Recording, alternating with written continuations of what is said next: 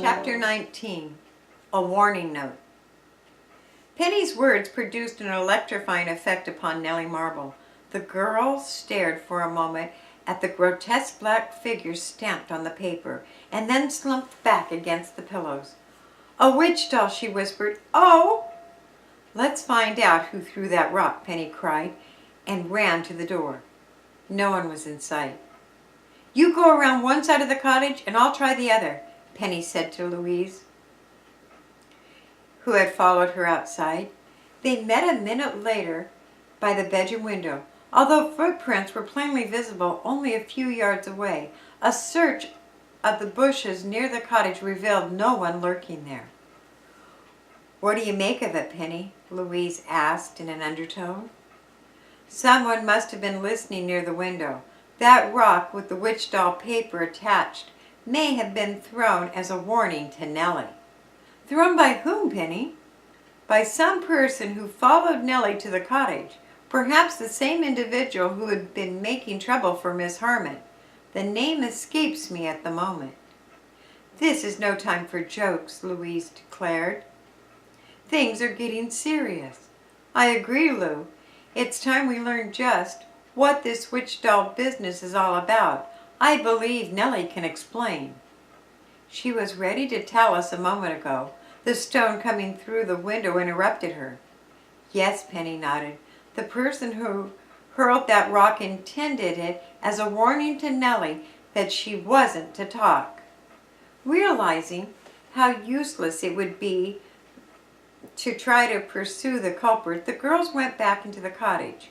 They found Nellie lying on the bed, her fist tightly closed upon the crumpled paper which bore the picture of the old witch. "Did you find anyone?" she asked in a whisper. "No," Penny said cheerfully. "Whoever threw the rock managed to get away." "Such a mean thing to do," Miss Slosser declared, sweeping up the broken glass.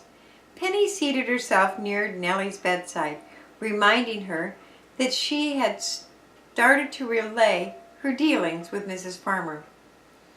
"Oh, there's nothing to tell," the girl said nervously. "I just didn't like her." "Isn't it true you sent the witch doll to Miss Harmon?" "I can't tell you," Nellie cried. "Oh, please don't ask me." She covered her face with her hands and burst into tears. Nellie became so hysterical that Penny decided it would be cruel to continue the questioning. Later, when the girl was strong, she would try again.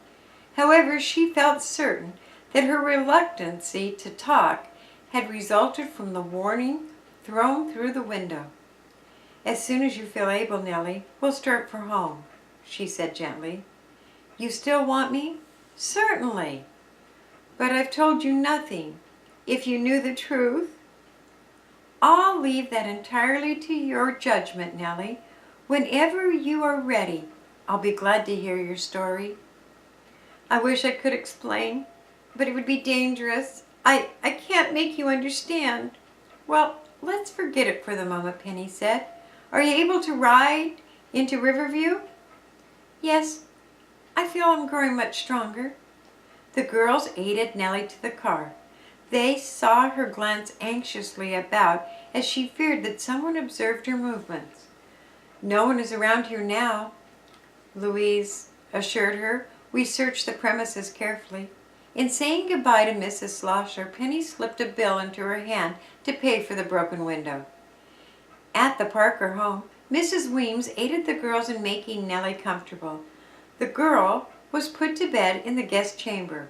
"Whatever you do, don't let Nellie know that I have the witch doll here in the house," Penny warned the housekeeper. "It would frighten her half out of her wits." "I'll be very careful, Penny. The poor child acts as if she were in a daze." "Yes, she's had a big fright. I mean to get the story out of her presently." Penny spent most of the day by Nellie's bedside. The girl slept much of the time, and during her wakeful moments seldom spoke. When Mr. Parker came home from the office, Penny told him what had occurred at the Slosser cottage. "You did the right thing in bringing your friend here," he declared warmly. "Invite her to remain as long as she wishes. Dad, It's unfair the way that old woman, Mrs. Farmer, cheated Nellie out of her doll shop. Could you do anything to help? It all depends upon the contract she signed. I might look into it. Oh, I wish you would. Why not see old Mrs. Farmer tonight? Not this evening, Penny. I have a date at Osandra's. Where? Demanded Penny. Well, it's this way, smiled Mr. Parker. The police have questioned Osandra, and while they believe he was responsible for the robberies, they have been unable to shake his story. The man was released, but will be watched. Tonight, 2 plainclothes policemen and myself will be present at the seance. We intend to learn firsthand just what methods the man uses. That's good, Penny chuckled. I thought wild horses couldn't drag you to a place such as Osandra's. I'm going purely in the interest of my newspaper. Take me with you, Dad? I don't believe it'd be advisable. I might be able to help you gather facts, Penny said. For instance, I happen to have learned something which has direct bearing on this case. Perhaps you already know that Miss Harmon is Osandra's sister. His sister, exclaimed Mr. Parker. When did you learn that? Today, Miss Harmon, it's true enough. She repeated everything the dancer had told her, for she had made no promise to keep the confidence. Miss Harmon never went to the police with her story, declared Mr. Parker, obviously impressed.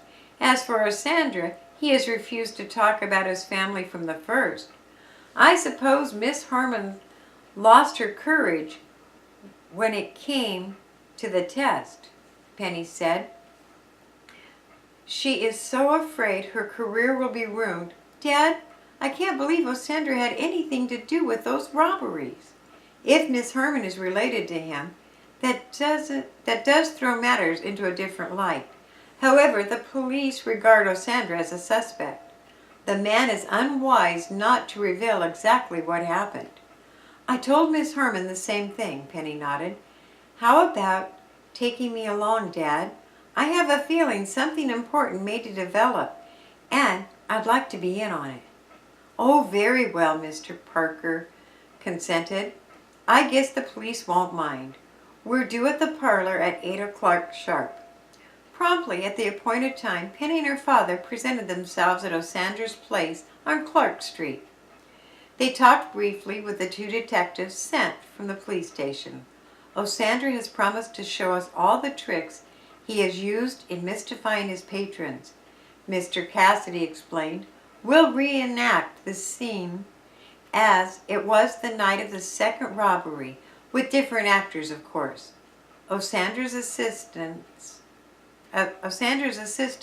met the newcomers at the door, and it seemed to Penny that the hunchback appeared more repulsive than before.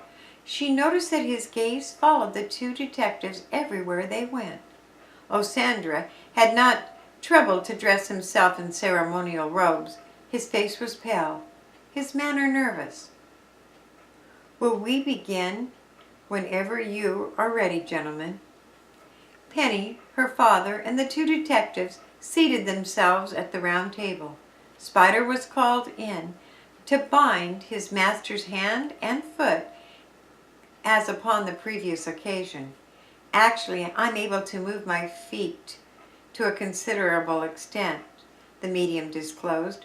Later I shall press a tiny button under the carpet which will cause a knocking sound on the table. And your hands? Inquired Mr. Parker. I never use them. They are securely bound. That's right, Master, chuckled Spider. We are now ready for the demonstration, said Osandra. The light, Spider. Yes, Master. The hunchback scuttled towards the anteroom. Everyone hold hands, Osandra instructed. Penny sat between Detective Ludwin and her father. Mr. Parker had placed himself on one side of Osandra, while Cassidy occupied the chair on the medium's left. The lights went out. An oppressive silence settled upon the room. Penny heard Detective Ludwin stir restlessly in his chair. They all waited, expecting the medium to speak. The moments passed. Suddenly the deep silence was broken by a piercing scream, a cry which froze everyone's blood. Penny felt her father's hand jerk free from her own.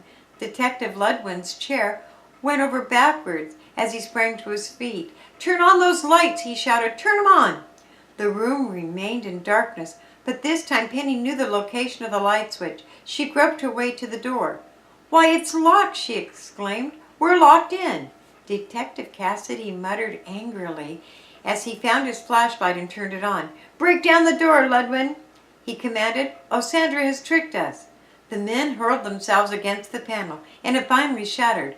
Even then, very little light entered the chamber from outside, for the anteroom was also dark. Penny groped her way for the electric control board and through the switch. The rooms were instantly flooded with light. As the girl ran back into the seance chamber, her fears were confirmed. Even before she heard Detective Cassidy's angry cry, one glance towards the throne chair revealed the situation. Melvin O'Sandra had vanished. "Do, do, do, do,